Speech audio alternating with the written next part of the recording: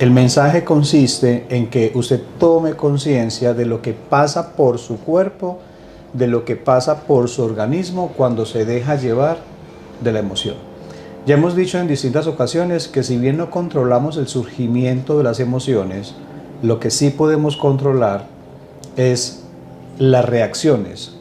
Lo que sí podemos controlar son las expresiones emocionales. Y algo mucho más importante, muchachos, lo que sí podemos controlar es alargar una emoción. Porque las emociones son momentáneas y realmente duran muy poco en el organismo, precisamente porque le hace mucho daño al organismo. Entonces, la emoción cuando surge llega a un pico alto y automáticamente empieza también a bajar. Entonces, eso hace que naturalmente una emoción dure pocos minutos dentro del organismo. Pero a veces tenemos ciertos mecanismos mentales, ciertos mecanismos psicológicos que nos da el poder o nos dan el poder de alargar una emoción.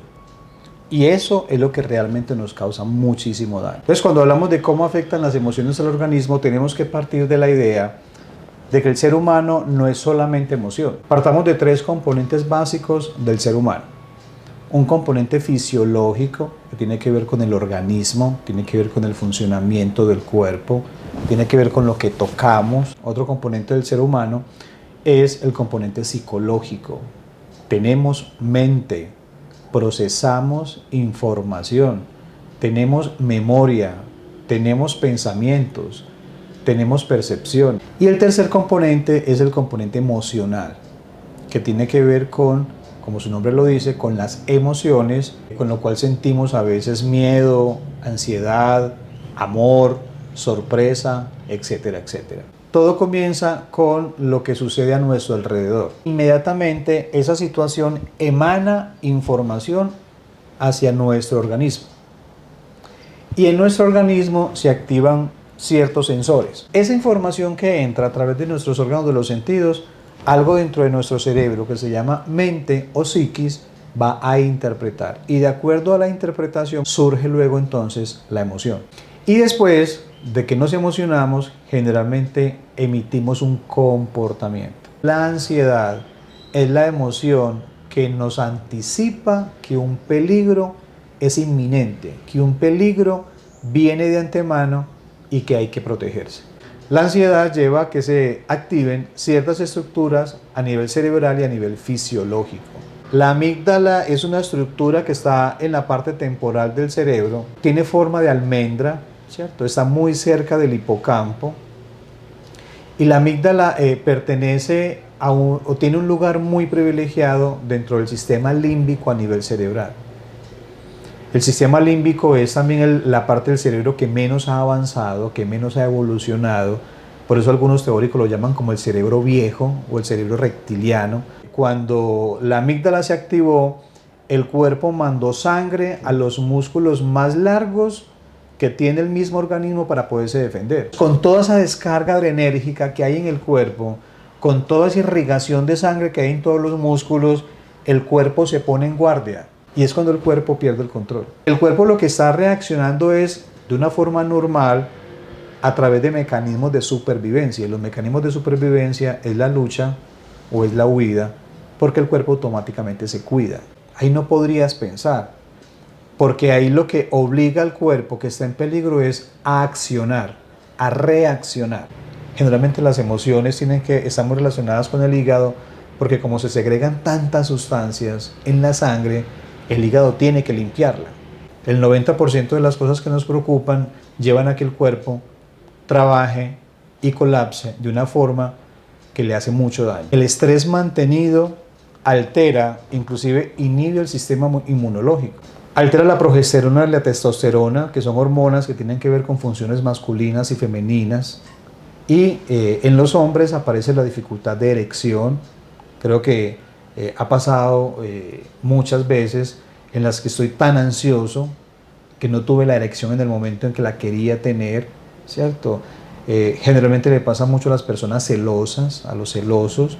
El celoso siempre va con la idea de enganchar a la otra persona para sentir que esa persona es de él. Lo mismo pasa en el ámbito femenino con enfermedades como la dispareunia, el apetito sexual, entre otras. Si el cuerpo está en peligro, porque la mente le dijo que está en peligro, se dispara una hormona que es supremamente peligrosa, que es conocida como la hormona del estrés, y se llama cortisol. Funciona también como un neurotransmisor, es una sustancia que se segrega en las glándulas suprarrenales, ahí cerquita de los riñones, y si bien el cortisol puede tener unas consecuencias positivas en el cuerpo, el cortisol alto y mantenido en el tiempo lleva también a que se produzcan ciertas consecuencias negativas en las células del cuerpo, ¿cierto? Bajan las defensas, hay un declive mental, porque altera el funcionamiento de la atención, de la memoria y la concentración, produce irritación intestinal, y eso lleva a que hayan heridas, como lo decía ahora, altera el sueño por el tema de la melatonina, la disfunción eréctil, como también ya lo mencionaba ahora, aparece resequedad en la piel, por lo tanto aparecen el envejecimiento prematuro o las arrugas, ¿cierto? Altera la tiroides, y si se altera la tiroides se alteran muchas funciones dentro del organismo, y también está muy relacionado con temas, además de ansiedad, que por ende está relacionado con ansiedad, también lleva a dificultades de depresión o de episodios depresivos, porque también altera el funcionamiento de la serotonina, que es una hormona comprometida con el estado anímico de los seres humanos. La fibromialgia, por ejemplo, es una de las enfermedades que más relacionada está con cortisol alto, con temas de ansiedad e inclusive con síntomas de depresión. Miren esto cómo funciona, y se los explico de una forma sencilla. La fibromialgia se considera como la enfermedad de las emociones no expresadas. Cuando uno menciona fibromialgia, inmediatamente uno piensa que esta persona tiene dificultades emocionales. Hoy en día las investigaciones lo muestran. El 60% de las personas con fibromialgia tiene dificultades para expresar emociones, tiene dificultades a nivel familiar, tiene conflictos a nivel familiar, tiene responsabilidades que no le pertenecen pero que la persona las ha asumido, y generalmente tiene que ver mucho con las relaciones en familia. Fibro viene de fibra, ¿cierto? Y algia viene de dolor. Es una enfermedad que ataca esas inserciones de las distintas partes del cuerpo, ¿cierto? A nivel tendinoso. Es muy frecuente en mujeres, generalmente entre 35 y los 40, 50 años hacia adelante. Muy poco frecuente en los hombres. En los hombres es más o menos el 0.2% de la población mundial. En las mujeres sí es mayor al 4%. Relacionada con ansiedad y estrés, lo emocional es lo desencadenante de la enfermedad. Las investigaciones también muestran que con tratamiento psicológico, buscando esa expresión emocional, las personas han mejorado. Cuando hablamos del perfil emocional, se logran ver que esa enfermedad es proclive, es frecuente en aquellas personas que generalmente tienen dificultades para expresar sus emociones, o aprendieron más bien a expresar sus emociones a través del dolor. Es como si tuvieran la incapacidad de un discurso amplio que les permita expresar lo que sienten. En algunas se ha descubierto la dificultad para decir no. La fibromialgia tiende a estar en personas que son inseguras de sí mismas, generalmente aquellas que se cargan de los problemas de los demás y de compromisos que no le corresponden. Generalmente son personas ansiosas, están muy necesitadas en ocasiones de que estén pendientes de ella porque se sienten solas o se sienten solos, y una forma de llamar la atención sin que esa sea la intención. Generalmente llevan dentro de sí conflictos familiares no resueltos, entonces entran en un conflicto emocional, un conflicto moral ahí bastante grande, donde la familia jala para un lado y la persona jala para el otro, y lo que sufren son las fibras del cuerpo.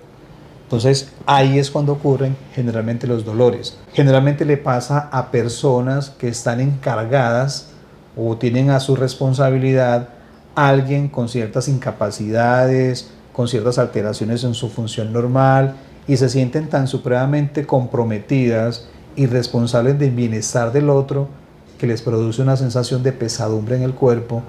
Y por eso se menciona que la fibromialgia, muchachos, es la enfermedad de las fibras familiares. Entonces, ¿qué hacemos con la ansiedad? ¿Qué hacemos con las emociones? ¿Y qué hacemos para evitar enfermedades como la fibromialgia, o al menos tratarnos un poco mejor? Primero, tome conciencia de sus preocupaciones. La actividad física siempre ha sido recomendada para inclusive disminuir niveles de cortisol, tener hábitos, horarios de sueño, sin televisor, sin luces, cuidar la alimentación, hacer meditación, muy importante porque te permite estar en el momento presente y eso evita que hayan pensamientos catastróficos de ansiedad. Hay que buscar ayuda, si bien puede ser psicológica, también puede ser espiritual. Hay que manifestar lo que sentimos, hay que expresar emociones, hay que decir lo que nos pasa. Jamás tragarse lo que sentimos o jamás tragarse una emoción. Tenga cuidado cómo la expresa, pero no se la trague porque mire todo el daño que le ocasiona a su cuerpo. En términos generales, aprenda a conocerse. Aprenda a saber usted cómo funciona. Recuerde que en la medida en que usted se comprenda, también se alivia, porque comprender es aliviar.